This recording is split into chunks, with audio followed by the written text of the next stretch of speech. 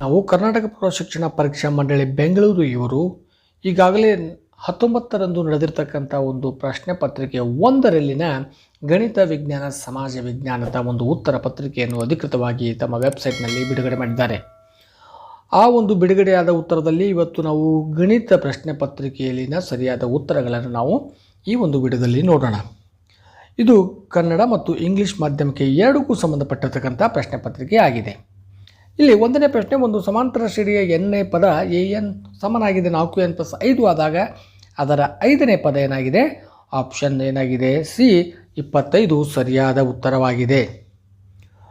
ಎರಡನೇ ಪ್ರಶ್ನೆ, 5x² ಸಮನಾಗಿದೆ 2 × 2x + 3 ವರ್ಗ ಸಮೀಕರಣವನ್ನು ಆದರ್ಶ ರೂಪದಲ್ಲಿ ಬರೆದಾಗ ದೊರಕುವ ಸ್ಥಿರಾಂಕ ಏನಾಗಿದೆ? ಆಪ್ಷನ್ ಡಿ -6 ಸರಿಯಾದ ಉತ್ತರವಾಗಿದೆ. ಮೂರನೇ ಪ್ರಶ್ನೆ, x - 2y ಸಮನಾಗಿದೆ 0 ಮತ್ತು 3x + 4y - 20 ಸಮನಾಗಿದೆ ಸಮೀಕರಣಗಳು ಎಂತಹ ಸಮೀಕರಣಗಳಾಗಿವೆ ಅಂದರೆ ಇದು ಆಪ್ಷನ್ ಎ ಪರಸ್ಪರ ಛೇದಿಸುತ್ತವೆ ಅನ್ನೋದು ಸರಿಯಾದ ಉತ್ತರ. ನಾಲ್ಕನೇ ಪ್ರಶ್ನೆ, ಚಿತ್ರದಲ್ಲಿ ತೋರಿಸಿರುವ ನಕ್ಷೆಯಲ್ಲಿನ ರೇಖಾತ್ಮಕ ಸಮೀಕರಣಗಳ ಜೋಡಿಗಳನ್ನು ಗುರುತಿಸಿ ಅಂತ ಹೇಳ್ತಾನೆ. ಹಾಗಾಗಿ ಇದಕ್ಕೆ ಸರಿಯಾಗಿರುವ ಉತ್ತರ ಸಿ ಆಪ್ಷನ್ 2x - y ಸಮನಾಗಿದೆ 2 ಮತ್ತು 4x - y ಸಮನಾಗಿದೆ 4 ಆಗಿದೆ. ಈಗ ಐದನೇ ಪ್ರಶ್ನೆ, a1x + b1y + c1 ಸಮನಾಗಿದೆ 0 ಮತ್ತು a2x + b2y + c2 ಸಮನಾಗಿದೆ 0. ರೇಖಾತ್ಮಕ ಜೋಡಿ ಸಮೀಕರಣಗಳು ಸಮಾಂತರವಾದರೆ ಅವುಗಳ ಸಹಗುಣಕಗಳ ಸರಿಯಾದ ಸಂಬಂಧ option A a1/a2 = b1/b2 ≠ c1/c2 ಆಗಿದೆ. ಆರನೇ ಪ್ರಶ್ನೆ, 2x + 3y + 7 ಸಮನಾಗಿದೆ 0 ಮತ್ತು ax + by + 14 ಸಮನಾಗಿದೆ 0. ರೇಖೆಗಳ ಜೋಡಿಯು ಪರಸ್ಪರ ಐಕ್ಯಗೊಳ್ಳುವ ರೇಖೆಗಳಾದರೆ ಎ ಮತ್ತು ಬಿಯ ಬೆಲೆಗಳು ಕ್ರಮವಾಗಿ 4 ಮತ್ತು 6 ಅಂತಕ್ಕಂಥ ಆಪ್ಷನ್ ಸಿ ಸರಿಯಾಗಿರುವ ಉತ್ತರವಾಗಿದೆ. ಏಳನೇ ಪ್ರಶ್ನೆ, ಕೆಳಗಿನ ಯಾವುದು ಸಮಾಂತರ ಶ್ರೇಣಿಯಾಗಿದೆ ಅಂದರೆ ಬಿ ಆಪ್ಷನ್ ಏನಾಗಿದೆ? 1, 5, 9 ಇದು ಸೂಕ್ತವಾಗಿರುವ ಉತ್ತರವಾಗಿದೆ. -3 -1 1 3 ಈ ಸಮಾಂತರ ಶ್ರೇಣಿಯ 11ನೇ ಪದವನ್ನು ಕಂಡಿದಾಗ ಅದರ ಒಂದು ಉತ್ತರ ಡಿ ಆಪ್ಷನ್ +17 ಅಂತಕ್ಕಂಥದ್ದು 8ನೇ ಪ್ರಶ್ನೆಗೆ ಉತ್ತರವಾಗಿದೆ. ಇನ್ನು 9ನೇ ಪ್ರಶ್ನೆಗೆ, ಒಂದು ಸಮಾಂತರ ಶ್ರೇಣಿಯ ಮೊದಲ 10 ಪದಗಳ ಮೊತ್ತ 155 ಆಗಿದೆ. ಅದೇ ಶ್ರೇಣಿಯ ಮೊದಲ 9 ಪದಗಳ ಮೊತ್ತ 126 ಆದಾಗ ಶ್ರೇಣಿಯ 10ನೇ ಪದ ಸಿ ಆಪ್ಷನ್ 29 ಆಗಿದೆ.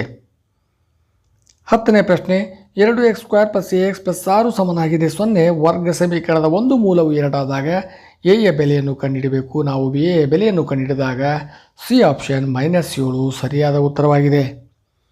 11ನೇ ಪ್ರಶ್ನೆ, px² + qx + r ಸಮನಾಗಿದೆ 0. ವರ್ಗ ಸಮೀಕರಣದ ಶೋಧಕವು ಎ ಆಪ್ಷನ್ ಏನಾಗಿದೆ? q² - 4pr ಇದು ಸರಿಯಾದ ಉತ್ತರವಾಗಿದೆ. 12ನೇ ಪ್ರಶ್ನೆ, 4x ಮತ್ತು 10 ಸಮಾಂತರ ಶ್ರೇಣಿ ಇದ್ದರೆ ಎಕ್ಸ್ನ ಬೆಲೆಯನ್ನು ಕಂಡುಹಿಡಿಯಿರಿ. ಎಕ್ಸ್ನ ಬೆಲೆ ಇಲ್ಲಿ 7 ಆಗಿದೆ. ಆಪ್ಷನ್ ಡಿ ಸರಿಯಾದ ಉತ್ತರ. 13ನೇ ಪ್ರಶ್ನೆಗೆ, ax² + bx + c ಸಮನಾಗಿದೆ 0. ವರ್ಗ ಸಮೀಕರಣದ ಮೂಲಗಳು ಯಾವುದು ಅಂತಂದಾಗ ಇಲ್ಲಿ ಆಯ್ಕೆ 1 ಏನಿದೆ? Option A x = -b ± √b² - 4ac ಸರಿಯಾದ ಉತ್ತರವಾಗಿದೆ. 14ನೇ ಪ್ರಶ್ನೆ, x - 3 × x + 2 ಈ ಸಮೀಕರಣದ ಮೂಲಗಳು ಬಿ ಆಪ್ಷನ್ 3 ಮತ್ತು -2 ಆಗಿವೆ. 15ನೇ ಪ್ರಶ್ನೆ, 2 ಅನುಕ್ರಮ ಪೂರ್ಣಾಂಕಗಳ ಮೊತ್ತವು 27 ಆದರೆ ಆ ಪೂರ್ಣಾಂಕವು ಆಪ್ಷನ್ ಬಿ 13 ಮತ್ತು 14 ಆಗಿರುತ್ತವೆ. 16ನೇ ಪ್ರಶ್ನೆ, ಕೊಟ್ಟಿರುವ ಚಿತ್ರದಲ್ಲಿ ಸೈನ್ ಥೀಟಾದ ಬೆಲೆ ಏನಾಗಿದೆ? ಕೊಟ್ಟಿರುವ ಆಪ್ಷನ್ನಲ್ಲಿ ಎ ಆಪ್ಷನ್ 1 2 ಸರಿಯಾದ ಉತ್ತರವಾಗಿದೆ. ಆಪ್ಷನ್ ಎ ಸರಿಯಾದ ಉತ್ತರ. 17ನೇ ಪ್ರಶ್ನೆಗೆ ಸರಿಯಾದ ಉತ್ತರ ಇಲ್ಲಿ ಡಿ ಆಪ್ಷನ್ 0 ಆಗುತ್ತದೆ. ಏನಂದರೆ sin 30 + cos 60 - tan 45 ನ ಬೆಲೆ 0 ಆಗಿದೆ. ಆಪ್ಷನ್ ಡಿ ಸರಿಯಾದ ಉತ್ತರ. 18ನೇ ಪ್ರಶ್ನೆ, 3 + sec² θಕ್ಕೆ ಸಮನಾಗಿರ್ತಕ್ಕಂಥದ್ದು ಯಾವುದು ಅಂದರೆ ಎ ಆಪ್ಷನ್ 4 + tan² θ ಸರಿಯಾದ ಉತ್ತರ. 19ನೇ ಪ್ರಶ್ನೆಗೆ ಸರಿಯಾದ ಉತ್ತರ ಸಿ ಆಪ್ಷನ್ 10 √3 ಆಗಿದೆ. 20ನೇ ಪ್ರಶ್ನೆ, sin θ × cosec θದ ಬೆಲೆ ನಾವು ಕಂಡುಹಿಡಿದಾಗ ನಮಗೆ ಬೆಲೆ 1 ಬರ್ತದೆ. ಹಾಗಾಗಿ ಆಪ್ಷನ್ ಬಿ ಸರಿಯಾದ ಉತ್ತರವಾಗಿದೆ. 21ರಲ್ಲಿ ಒಂದು ಎ ಯ ನಿರ್ದೇಶಾಂಕಗಳು x1 ಮತ್ತು y1 ಮತ್ತು ಬಿ ಯ ನಿರ್ದೇಶಾಂಕಗಳು x2 y2 ಬಿಂದುಗಳನ್ನು ಸೇರಿಸತಕ್ಕಂಥ ರೇಖಾಖಂಡದ ಮಧ್ಯಬಿಂದುವನ್ನು ಕಂಡುಹಿಡಿಯುವ ಸೂತ್ರ option A x2 + x1/2 y2 + y1/2 ಸರಿಯಾದ ಉತ್ತರವಾಗಿದೆ.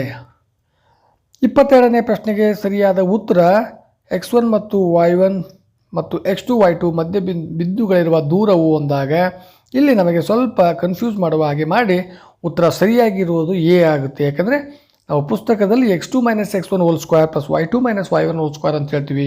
x2 - x1 ಹೋಲ್ ಸ್ಕ್ವೇರ್ ಅಂದಾಗ ಅಲ್ಲಿ ಬಂದಿರತಕ್ಕಂಥ ವ್ಯತ್ಯಾಸವೂ ಕೂಡ ಅದರ ವರ್ಗ ಧನಾತ್ಮಕವಾಗಿರ್ತದೆ. ಹಾಗಾಗಿ ಸ್ವಲ್ಪ ಟ್ವಿಸ್ಟ್ ಮಾಡುವ ನಿಟ್ಟಿನಲ್ಲಿ ವಿದ್ಯಾರ್ಥಿಗಳಿಗೆ ಇಲ್ಲಿ ಕೊಟ್ಟಿದ್ದಾನೆ. ಹಾಗಾಗಿ ಇದರ ಸರಿಯಾದ ಉತ್ತರ ಎ ಆಪ್ಷನ್ ಆಗಿದೆ. ಇನ್ನು 23ನೇ ಪ್ರಶ್ನೆ, ದತ್ತ ಪ್ರಾಪ್ತಾಂಕಗಳಲ್ಲಿ ಅತಿ ಹೆಚ್ಚು ಸಲ ಪುನರಾವರ್ತನೆ ಆಗ್ತಕ್ಕಂಥ ಸಂಖ್ಯೆಗೆ ನಾವೇನಂತ ಕರಿತೀವಿ, ಬಹುಲಕ ಅಥವಾ ರೂಢಿಬೇಲೆ ಅಂತ ಹೇಳ್ತೀವಿ. ಹಾಗಾಗಿ ಆಪ್ಷನ್ ಬಿ ಸರಿಯಾದ ಉತ್ತರ.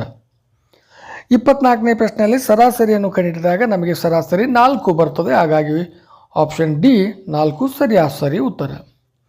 25ರಲ್ಲಿ ದತ್ತಾಂಶಗಳ ಸರಾಸರಿ ಮತ್ತು ಬಹುಲಕ ಮತ್ತು ಮಧ್ಯಾಂಕಗಳ ಸಂಬಂಧವನ್ನು ಪಡೆದಾಗ ಉತ್ತರ ಎ ಸಮನಾಗಿದೆ. ಏನಾಗುತ್ತೆ? ಆಪ್ಷನ್ ಎ ಅನ್ನೋದು 3 ಮಧ್ಯಾಂಕ ಸಮನಾಗಿದೆ 2 ಸರಾಸರಿ ಪ್ಲಸ್ ಬಹುಲಕ ಸರಿಯಾದ ಉತ್ತರ. 26ರಲ್ಲಿ ಮೇಣದಿಂದ ಮಾಡಲ್ಪಟ್ಟ ಒಂದು ಸಿಲಿಂಡರನ್ನು ಕರಗಿಸಿ ಅದನ್ನು ಸಂಪೂರ್ಣವಾಗಿ ಒಂದು ಗೋಳದ ಆಕಾರಕ್ಕೆ ಬದಲಿಸಿದಾಗ ದೊರಕತಕ್ಕಂಥ ಗೋಳದ ಘನಫಲವು ಸಿಲಿಂಡರ್ನ ಘನಫಲದಷ್ಟೇ ಆಗಿರುತ್ತದೆ. ಹಾಗಾಗಿ ಉತ್ತರ ಡಿ ಆಗಿದೆ. 27ನೇ ಪ್ರಶ್ನೆ, ವರ್ಗಾಂತರದ ಮಧ್ಯ ಬಿಂದುವನ್ನು ಕಂಡುಹಿಡಿತಕ್ಕಂಥ ಸೂತ್ರ ಯಾವುದು ಅಂದರೆ ಮೇಲ್ಮಿತಿ ಪ್ಲಸ್ ಕೆಳಮಿತಿ ಭಾಗಿಲೆ 2 ಅನ್ನೋದು ಆಪ್ಷನ್ ಸಿ ಸರಿಯಾದ ಉತ್ತರ. 28ನೇ ಪ್ರಶ್ನೆಯಲ್ಲಿ ಸರಿಯಾಗಿರ್ತಕ್ಕಂಥ ಉತ್ತರ ಅಂತಂದಾಗ ax/bx ಸಮನಾಗಿದೆ ay/cy. ಇದು ಮೂಲ ಸಮಾನುಪಾತತೆಯ ಪ್ರಮೇಯವನ್ನು ಉಪಯೋಗಿಸಿಕೊಂಡು ನಾವು ಕಂಡುಹಿಡಿದಿರ್ತಕ್ಕಂಥ ಉತ್ತರವಾಗಿದೆ. 29ನೇ ಪ್ರಶ್ನೆ, ಕೊಟ್ಟಿರ್ತಕ್ಕಂಥ ತ್ರಿಭುಜಗಳನ್ನು ಗಮನಿಸಿ DF ನ ಅಳತೆಯನ್ನು ಮಾಡಿದಾಗ ನಮಗೆ ಬರ್ತಕ್ಕಂಥ ಉತ್ತರ ಎ ಆಪ್ಷನ್ 6√2 ಆಗಿದೆ. 30ನೇ ಪ್ರಶ್ನೆಯಲ್ಲಿ ತ್ರಿಭುಜ ABC ಮತ್ತು ತ್ರಿಭುಜ PQRಗಳು ಸಮರೂಪಿಗಳಾಗಿದ್ದಾಗ ಅವುಗಳ ವಿಸ್ತೀರ್ಣಗಳು ಕೊಟ್ಟಿದ್ದಾರೆ. ಆ ವಿಸ್ತೀರ್ಣಗಳನ್ನು ಕೊಟ್ಟು ಒಂದು ಬಾವಿನ ಅಳತೆ ಕೊಟ್ಟು 8 ಸೆಂಟಿಮೀಟರ್ ಇನ್ನೊಂದು ಬಾವಿನ ಅಳತೆಯನ್ನು ಕಂಡುಹಿಡಿಯಲು ಕೇಳಿದಾಗ ನಾವು ಅದನ್ನು ಕಂಡುಹಿಡಿದಿದ್ದೆ, ಆದರೆ 10 ಸೆಂಟಿಮೀಟರ್ ಬರ್ತದೆ. ಹಾಗಾಗಿ ಆಪ್ಷನ್ ಸಿ 10 ಸೆಂಟಿಮೀಟರ್ ಸರಿಯಾದ ಉತ್ತರವಾಗಿದೆ. 31ನೇ ಪ್ರಶ್ನೆ, ತ್ರಿಭುಜ ABCಯಲ್ಲಿ ಕೋನ ಬಿ ಸಮನಾಗಿದೆ 90 ಡಿಗ್ರಿ ಮತ್ತು BD ಲಂಬವಾಗಿದೆ. AB ಅಳತೆ 6 ಸೆಂಟಿಮೀಟರ್ ಮತ್ತು BC ಅಳತೆ 8 ಸೆಂಟಿಮೀಟರ್ ಆದಾಗ CDಯ ಉದ್ದವನ್ನು ಸಮಸ್ಯೆಯನ್ನು ಬಿಡಿಸಿದಾದಾಗ ಇಲ್ಲಿ CDಯ ಉದ್ದ 6.4 ಸೆಂಟಿಮೀಟರ್ ಆಗಿರುತ್ತದೆ. ಹಾಗಾಗಿ ಆಪ್ಷನ್ ಬಿ ಸರಿಯಾದ ಉತ್ತರವಾಗಿದೆ. ಇನ್ನು 32ನೇ ಪ್ರಶ್ನೆಯಲ್ಲಿ ATಯ ಬೆಲೆಯನ್ನು ಕಂಡುಹಿಡಿಯಲಿಕ್ಕೆ ಕೇಳ್ತಾನೆ. ಹಾಗಾಗಿ ATಯ ಬೆಲೆ ನಮಗೆ ಸಿ ಆಪ್ಷನ್ ಏನಾಗಿದೆ 2√3 ಸರಿಯಾದ ಉತ್ತರವಾಗಿದೆ. ಇನ್ನು 33ರಲ್ಲಿ ಬಾಹ್ಯ ಬಿಂದುವಿನಲ್ಲಿರ್ತಕ್ಕಂಥ ಸ್ಪರ್ಶಕ CD ಅಳತೆ ಕೇಳಿದರೆ ಹಾಗಾಗಿ CD ಅಳತೆ ಇಲ್ಲಿ 3 ಸೆಂಟಿಮೀಟರ್ ಆಗುತ್ತದೆ. ಹಾಗಾಗಿ ಆಪ್ಷನ್ ಬಿ ಸರಿಯಾದ ಉತ್ತರವಾಗಿದೆ.